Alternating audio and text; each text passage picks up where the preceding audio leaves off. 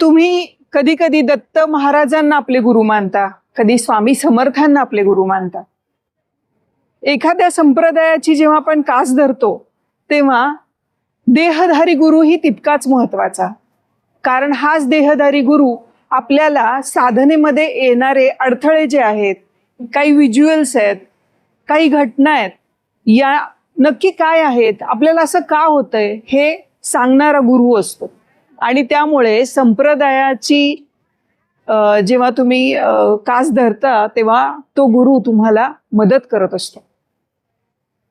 साधना खूप महत्वाची आहे. तुम्ही सामान्य आयुष्य जगणं खूप वेगळं आहे. एका चाकोरीमध्ये प्रापंचिक आयुष्य जगता जगता जर तुम्ही साधना मार्गात गेला तर हीच साधना तुम्हाला पराकोटीचा आनंद, मानसिक शांती आणि इतर भौतिक सुखही मिळवून देते.